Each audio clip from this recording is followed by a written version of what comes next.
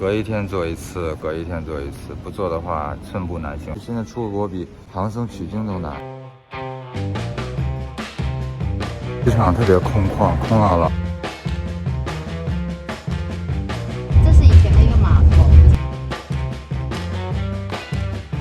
我们到泰国了。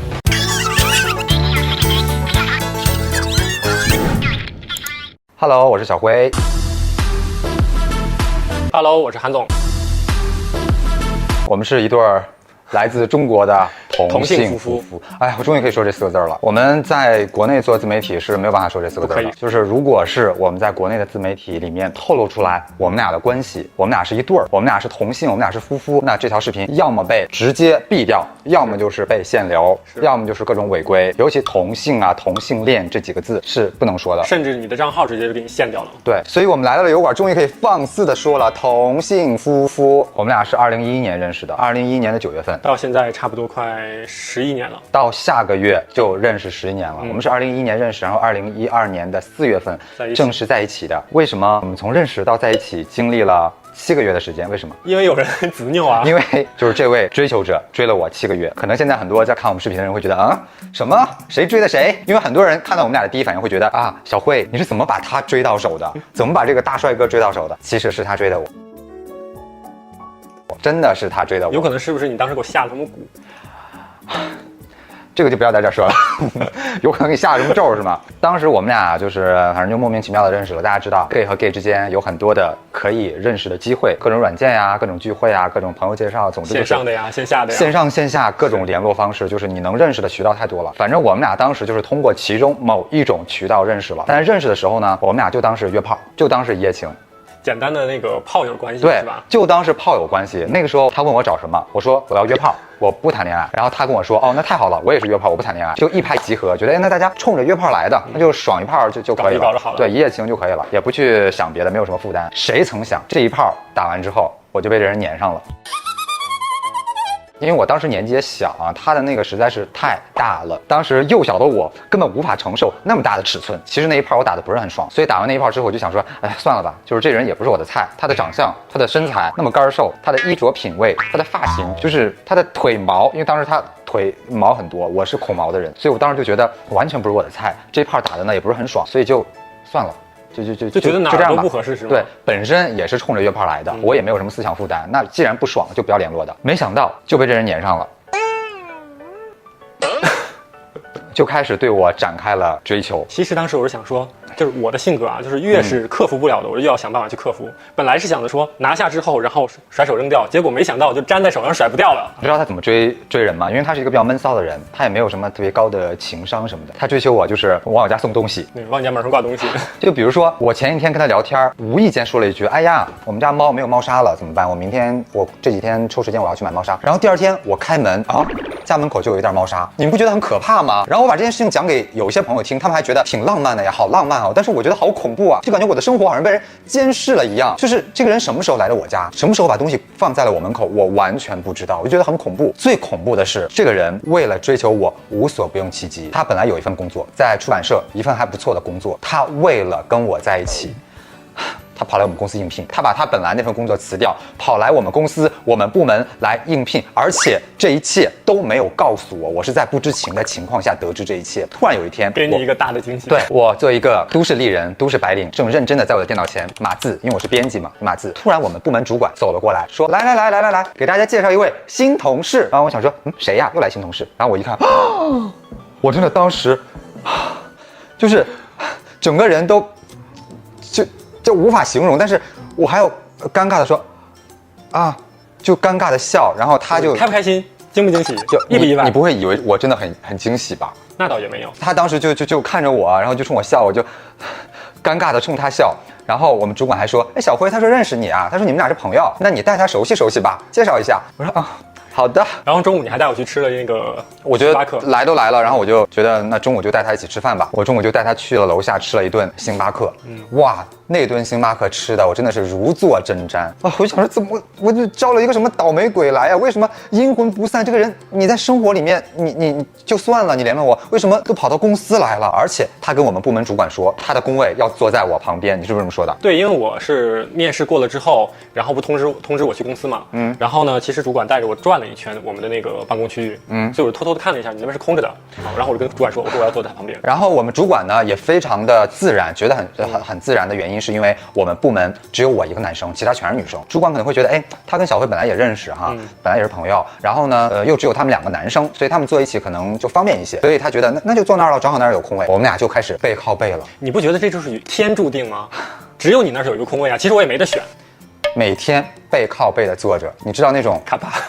背后发凉的感觉是什么吗？就每天在那儿办公，然后你就总觉得有人在后面偷窥你，好像背后有一双眼睛在盯着我。哇，那时候我就觉得每天什么日子呀，我怎么招了这么一个人过来呢？然后后来他就一次次跟我表白，表达想要跟我在一起，我就一次次的拒绝他。我说啊，不好意思啊，我真的觉得不是很合适啊，要不然我们就做朋友、做同事怎么样？我跟你说，7个月的时间真的不是一般人能坚持的。后来怎么就在一起了？我当时心想说，好呀，可以啊，拿下之后再做朋友，都准备要搬家了，24小时围绕着你。尤其像我这么善良的人啊，哪怕是一颗石头也被他焐热了，所以慢慢就感觉好像也摩擦出一些感情了，无论是床上的摩擦，还是生活中的摩擦，还是性格上的摩擦，好像就慢慢摩擦出情感了。而且他对我确实挺好的，当时特别上心，特别用心，后来就稀里糊涂在一起了。其实这个计策就是什么？我要把我塑造成你身边的空气，让你感觉不到，但是又不能离开。就像马桶一样，没有人会对马桶有感情的，但是你每天都离不开它，是吗？你一定要对，那不就是这个意思吗？对啊，所以你每天晚上要坐在马桶上，每个人都离不开马桶，而且每个人蹲马桶的时候都很爽，但是没有人会对马桶产生感情的。所以每天晚上你坐在马桶上很爽，对吗？你拉屎的时候很爽啊，你拉屎的时候不爽吗？尤其是你倾泻而下的时候，你一下子觉得无论是助行的还是噼里啪啦的，你就那一下就释放了，觉得好爽。那也是助行的，你进去以后你也会爽啊。对，进去出来都爽，但是出来是一定爽的，但是进去的话要看它的那个形状啊，它的大小是不是跟你相吻合的。因为有很多人觉得做零就是只要有人捅进来你就爽 ，no， 完全不是的。我跟你说，做1是捅谁都爽，但是做0并不是，做0是要看尺寸的，要看形状的，它一定要刚好触碰到你的那个基点，你才会爽。要契合才可以，要契合才可以，那个形状啊，那个弯曲度啊，就要跟你的肠道啊刚刚能够吻合到一起才会爽。所以如果你继续讲下去的话，我们这个频道可能会被定义成这种成人频道。No， 我们不是成人频道，我们不是成人频道，我们也不是同性频道，我们是一个分享泰国旅居生活的一个频道。今天是我们油管第1期，所以要重点跟大家介绍一下我们俩到底是谁，不然的话别人会觉得这俩谁呀？突然就开了油管，我也不认识他们是谁，干嘛要订阅他们？所以就说多一点啊。我们俩在一起2016年是第几年？2016年第四年认识的第5年，在一起的第4年，我们就去了美国，然后去了旧金山办了一场婚礼，稀里糊涂的在一起，又稀里糊涂的出嫁了，我就嫁给了这个人，他从此就变成了我的，我也不知道我是该叫他男朋友，还是我的老公，还是我的丈夫，还是什么，就不知道，这俩人就爱人贱内就有了这层关系。在旧金山4月19号当天，我们要结婚了！我从很久以前就已经决定了我的理想对象，你也很为我着迷吧？永永远远在一起。选了一个比较好的日子，419嘛，大家知道419什么意思是不是？我们俩就是419认识的，对，所以419对我们来说有非凡的意义。我们的结婚纪念日也是4月19号。然后一开始我们是做同事的嘛，后来就一起创业，做网站，做自媒体，后来又做淘宝，做美妆。油管的朋友不太清楚啊，我们俩在国内也算是老自媒体人了，尤其是我，从最初的校内，后来到微博，再到现在的什么小红书、抖音什么的，反正巴拉巴拉什么都玩。粉丝没有很多，总共加起来反正多少也有个200多万。然后这么多年呢，也通过做自媒体赚了点钱，买了房，买了车，也过上了我觉得也算小资的生活。这就是我们在一起这10年概括下来的一个经历。其实也有挺多这种小的这个摩擦呀等等这种情况，慢慢以后跟大家分享吧。你说咱俩吗？对啊，是小的摩擦吗？爱的摩擦。今天不着急啊，以后慢慢跟大家分享我们俩之间的那些事情。如果你们感兴趣的话，就是你们会发现哦，2个男生在一起，他们的生活好像跟我想象的也有点不一样。慢慢你们就知道了，一定要持续关注我的油管频道。哎，我怎么感觉要结束了一样？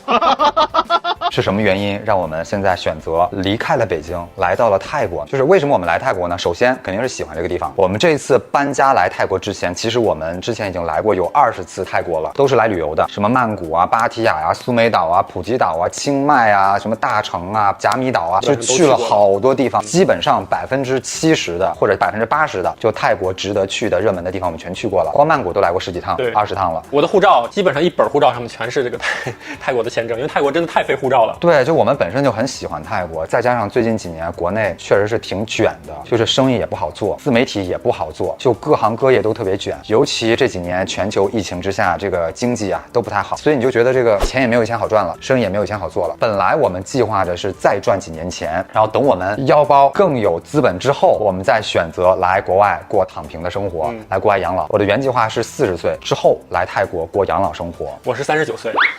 然后我要提前来1年，然后40岁之前，可能我们其实可以换个别的城市，先过渡一下。对，因为在北京真的是，我也不是说北京不好，我们俩对北京有非常深的情感，毕竟人生大半都在北京过的。但是待得越久，就觉得在这个地方我的快乐和幸福指数越来越低。我不知道为什么，我越来越觉得它是一个不是那么宜居的城市。所以我们就想，什么时候能离开北京？比如说去个杭州，去个成都，可以先过渡一下，等到40岁之后，我们再来我们心仪的泰国进行养老生活。这几年确实是各种环境啊、形势啊，疫情也不是很好，所以直接我们就一步到位。今年从北京就来了泰国。泰国对我们来说就是太适合了，它离中国又近，将来我们往返也方便。